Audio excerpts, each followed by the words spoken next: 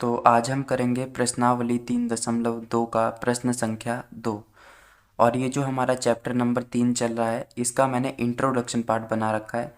अगर आपने उसे नहीं देखा तो पहले आप उसे देख लीजिए, नहीं तो आपको ये क्वेश्चन बिल्कुल भी समझ में नहीं आने वाला। ठीक है, तो पहले आप उसे देख लो, फिर क्वेश्चन को देख लेना।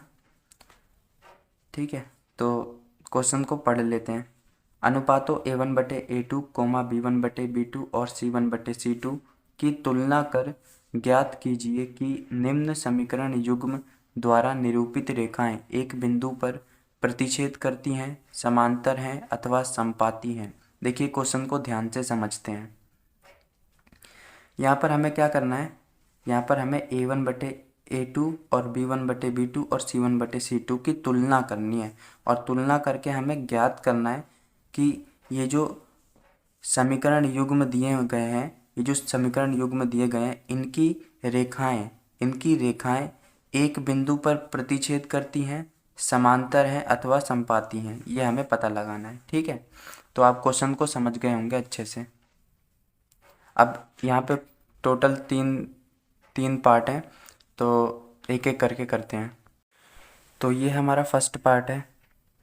देखिए ये जो समीकरण युग्म दिया गया है, हमें सबसे पहले इसमें क्या करना है, इसमें A1 निकालना है, B1 निकालना है, C1 निकालना है, A2 निकालना है, B2 निकालना है, C2 निकालना है। कैसे निकालेंगे, देखिए A1 क्या है, A1 है हमारा 5, B1 क्या है, B1 है हमारा -4, C1 क्या है, C1 है हमारा 8। इसी तरीके से A2 हमारा क्या है 7, B2 हमारा क्या है 6, C2 हमारा क्या है -9। इस तरीके से हम मान निकाल लेते हैं। A1 है हमारा 5, B1 है हमारा -4, C1 है हमारा 8 और A1 है हमारा 5, B1 है हमारा -4 और C1 है हमारा 8।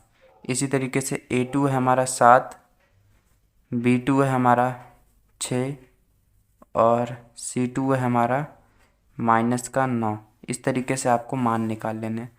अब हमें यहाँ पे क्या करना है, सबसे पहले A1/A2 निकालेंगे। A1 कितना है 5, तो यहाँ लिख देंगे 5। A2 कितना है 7, तो यहाँ 7 लिख देंगे। अब हम निकालेंगे B1/B2। देखिए B1 कितना है -4 और B2 कितना है 6, 2 दूनी 4 यानी -2 और 2 तियाँ 6। अब देखिए यहाँ पे A1/A2 का मान और B1/B2 का मान, ये दोनों आपस में बराबर है नहीं है, तो हम यहाँ पे लिख सकते हैं ना कि A1/A2 बराबर नहीं है B1/B2 के। ठीक है, और मैंने आपको बता रखा था कि इस स्थिति में रेखाएं एक बिंदु पर प्रतिच्छेद करती हैं, तो हम यहाँ पर लिख देंगे इस स्थिति में रेखाएं एक बिंदु पर प्रतिच्छेद करती हैं। तो इस तरीके से आपको लिख देना है, इस स्थिति में रेखाएं एक बिंदु पर प्रतिच्छेद करती हैं। ठीक है, अगला क्वेश्चन देखते हैं। तो अगला पार्ट देखते हैं। देखिए यहाँ पर हमें फिर से A1 निकालना है, B1 निकालना है, C1 निकालना है, A2 निकालना है, B2 निकालना है, C2 निकालना है। ठीक है, तो A1 क्या है, A1 है हमारा 9, B1 क्या है, B1 है हमारा 3, C1 क्या है, C1 है हमारा 12। इसी तरीके से A2 क्या है, A2 है हमारा 18, B2 क्या है, B2 है हमारा 6, C2 क्या है, C2 है हमारा 24। इस तरीके से हमें मान निकालने, तो चलिए निकालते हैं। A1 क्या है हमारा, A1 है 9, B1 क्या है, B1 है 3, C1 क्या है, C1 है 12। इसी तरीके से A2 क्या है, A2 है हमारा 18, B2 क्या है, B2 है हमारा 6, C2 क्या है, C2 है हमारा 24। ठीक है, इस तरीके से आपको निकाल लेना है। अब हमें यहाँ क्या करना है, A1/A2 का मान निकालना है। A1/A2, A1 कितना है 9 बटे A2 कितना है 18, तो यहाँ 18 लिख देंगे। 9 कम 9, 9 दूनी 18। अब हम निकालेंगे B1/B2। तो B1 कितना है, B1 है 3, तो यहाँ 3 लिख देंगे, बटे B2 कितना है, B2 है हमारा 6, तो यहाँ 6 लिख देंगे। 3 एकम 3, 3 दूनी 6। अब देखिए यहाँ पे A1/A2 का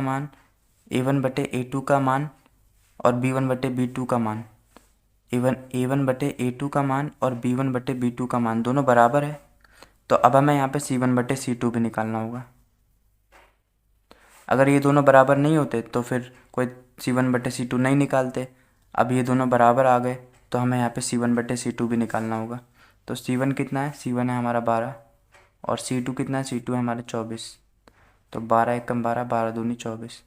अब आप यहाँ पे देखिए A1 बटे A2 का मान, B1 बटे B2 का मान और C1 बटे C2 का मान तीनों आपस में बराबर है। तो हम यहाँ पे लिख सकते हैं ना कि A1 बटे A2 बराबर है B1 बटे B2 के बराबर है C1 बटे C2।